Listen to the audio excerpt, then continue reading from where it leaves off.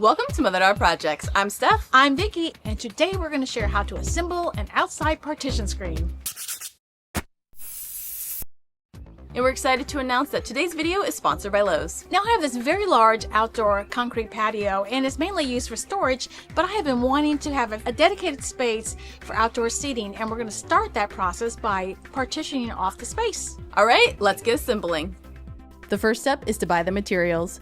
There'll be a link in our description to the products that we're using.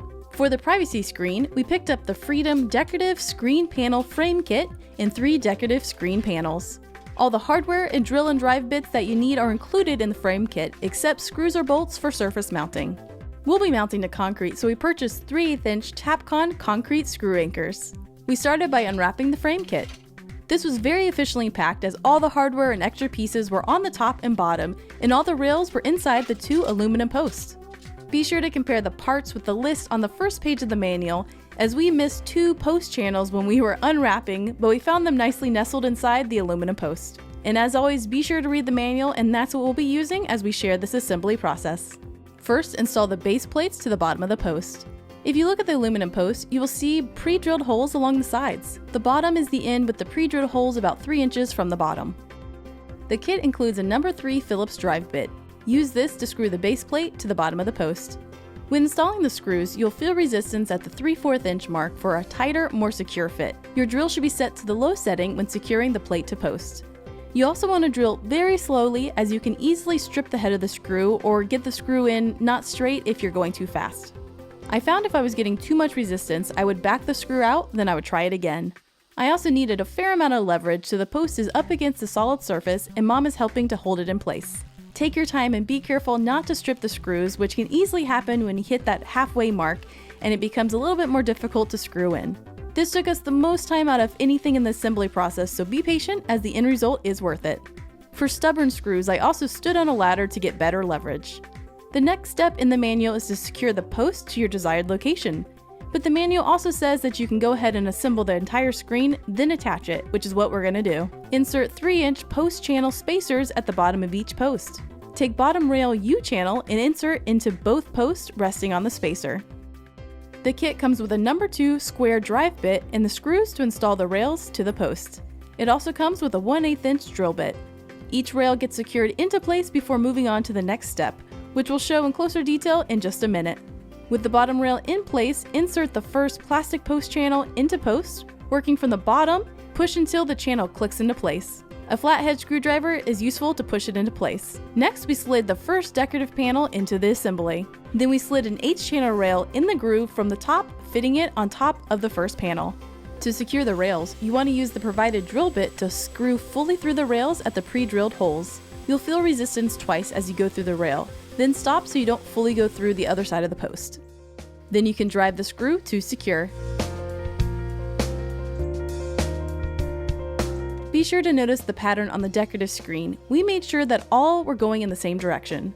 You also notice there's a small round indentation on each side of the screen. You would use this if you're going to screw the panel on its own to a wall or surface. We made sure these indentions were all facing the same direction. The rest continues in the same manner. Take it slow as you put the screens in place to make sure they are fully seated in the plastic channel.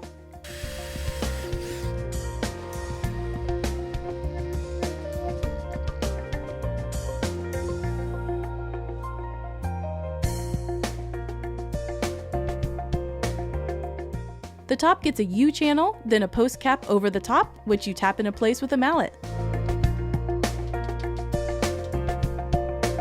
With the screen complete, we will now secure our post to the concrete patio. We move the panel into our desired location and mark the 4 holes on each of the bases. We drilled into the concrete using a rotary hammer and a 3/8 inch masonry drill bit. We're wearing the appropriate PPE for working with concrete, and Mom is using a wet dry vac to collect the dust.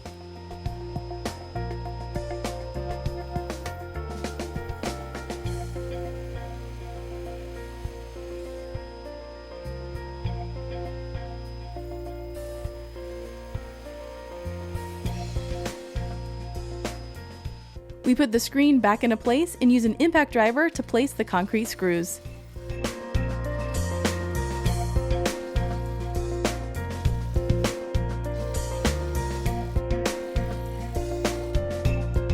Then we assembled the trim ring over the plate, which was super easy to do.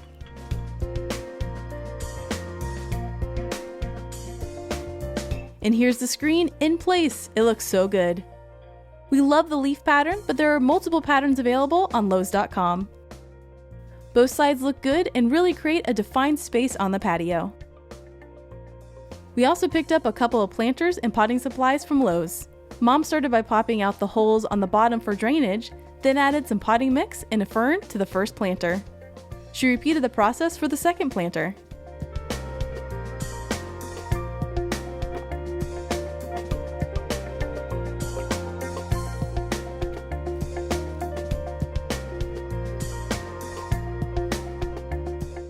And here they are in place, which helped further define the hangout space. This did exactly what we were hoping. It camouflages the shed and kayak to create a defined outdoor sitting space for the patio.